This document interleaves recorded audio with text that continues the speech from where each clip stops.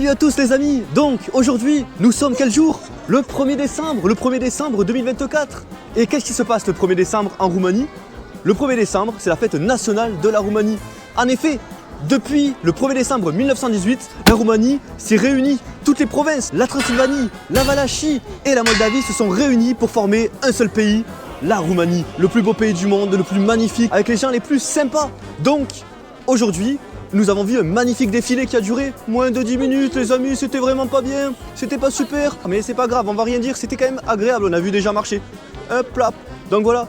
Donc, c'est passionnant mes amis, nous allons vérifier un peu qu'est-ce qui va se passer aujourd'hui, il va y avoir des concerts, etc. Allons-y. Donc là actuellement nous sommes à Brașov, dans la plus belle ville du centre de la Roumanie, en Transylvanie.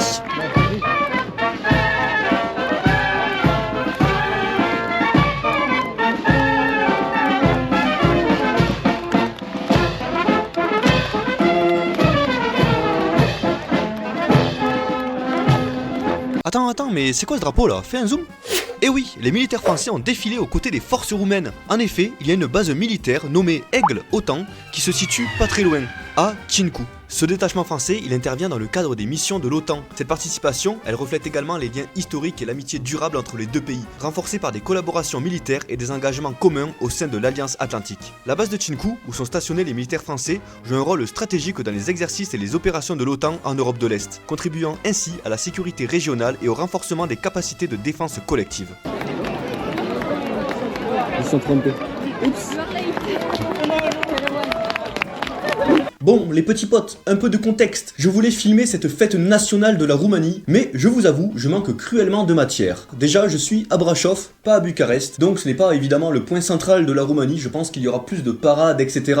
à Bucarest. Donc, je ne peux pas vous montrer quelque chose de grandiloquent. J'apprécie énormément la ferveur des Roumains pour leur drapeau, leur tricolore, comme ils l'appellent, car l'histoire de la Roumanie est juste passionnante. Je vais déjà vous expliquer tout ça. Déjà, il faut savoir que la Roumanie est, à ma connaissance, le seul État qui s'est créé autour d'une langue. C'est fou. En général, c'est l'État qui fait la langue. Non, en Roumanie, c'est la langue qui a fait l'État. On va comparer avec ce qu'on connaît. En France, il est évident que l'État français a façonné notre langue à nous, notamment durant la Troisième République, où les langues régionales ont petit à petit disparu au profit du français que nous connaissons tous. Aujourd'hui, il ne subsiste que quelques irréductibles gaulois, irréductibles occitans, irréductibles basques, irréductibles corses, qui parlent encore leur langue, mais ils se font de plus en plus rares et, avec le temps, inéluctablement, ils disparaîtront. Hélas, évidemment, nous ne pouvons que pleurer cette disparition, car une langue qui disparaît, c'est une bibliothèque qui brûle, vous le savez. Mais les amis, les Roumains, c'est passionnant. Déjà, le roumain, c'est une langue extrêmement vieille, environ 2000 ans. C'est une langue latine,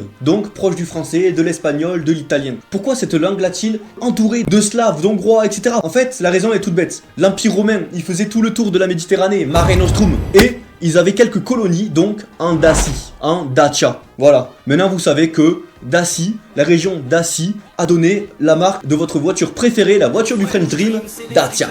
Et donc, ils sont venus là. Pourquoi ils sont venus là? Ils sont venus là parce qu'il y avait des mines d'or dans cette petite région. Donc, ils ont occupé ces Roumains et donc donné cette langue petit à petit qui s'est transformée en roumain. Il y a d'abord évidemment le proto-roumain, etc. Vous le savez, les langues évoluent avec le temps. Je ne suis pas linguiste, donc je ne m'avancerai pas énormément sur ce terrain. Mais voilà, le roumain tel qu'on le parle aujourd'hui est évidemment différent du roumain que l'on parlait à l'époque. Bien que le roumain soit la langue latine qui conserve le plus de mots latins. Enfin bref, petit aparté, trêve de bavardage, il n'en demeure pas moins que les locuteurs roumains donc étaient présents en Moldavie, en Valachie et en Transylvanie. C'est pour ça que tous ces peuples qui parlaient la même langue ont voulu évidemment se réunir. Ils se disaient mais attendez, on est occupé par les Hongrois d'un côté, mais on parle pas hongrois, on veut pas d'eux, on veut pas des Hongrois, nous on parle roumain, on veut être avec des Roumains. En Valachie, ils ont à peu près toujours parlé roumain, même si évidemment il y a eu les Bulgares, les Turcs, etc. Il y a toujours des communautés également en Moldavie, donc dans toute la région moldave, l'ancienne principauté de Moldavie qui s'étend encore plus largement à la Moldavie actuelle, une petite partie de l'Ukraine, une petite donc partie de la Roumanie actuelle et la Moldavie.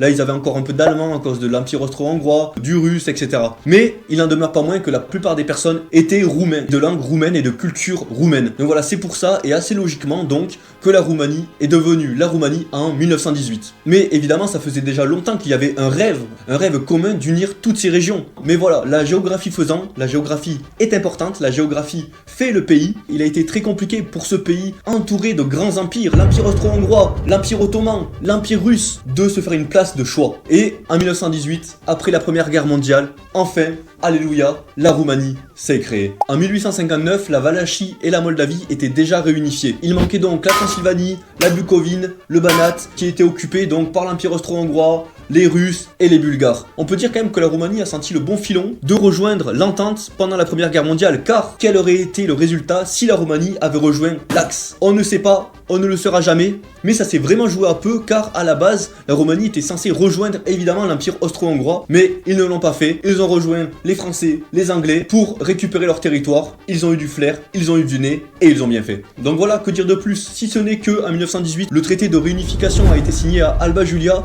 car en 1600, Mihai Viteazu avait déjà signé une réunification des trois principautés. Déjà en 1600, on rêvait de la réunification. Imaginez ce chemin de croix de ces peuples roumains pour devenir une nation, un pays, un état, un et unis autour d'une même langue. Donc voilà les amis, on pourra retenir deux personnes de cette magnifique histoire, Ferdinand et sa femme, Marie, la reine Marie, Regina Maria en roumain, qui a eu un impact phénoménal en Roumanie. Elle s'est énormément occupée des malades, des morts durant la Première Guerre mondiale. Le roi Ferdinand a joué un rôle crucial dans l'unification du peuple, un peuple et son roi. Donc voilà mes petits potes, c'est à peu près tout. Au moins on est revenu donc sur cette aventure fabuleuse qui a été l'unification de la Roumanie. Nous sommes le 1er décembre, fête nationale, et comme on dit ici, la Mulțian Romania, Trăiască Romania, Trăiască Tricolore. Voilà les petits potes, c'était Sapin Vert. En tout cas, je vous remercie d'avoir suivi la vidéo jusqu'au bout. Je vous en conjure mes amis, abonnez-vous, likez, commentez. Et franchement, nous, on se retrouve pour une prochaine vidéo sur la Roumanie ou sur un autre pays. On ne sait pas, on verra, je ne sais pas ce que le futur me réserve. En tout cas, voilà les petits potes, c'était Sapin Vert.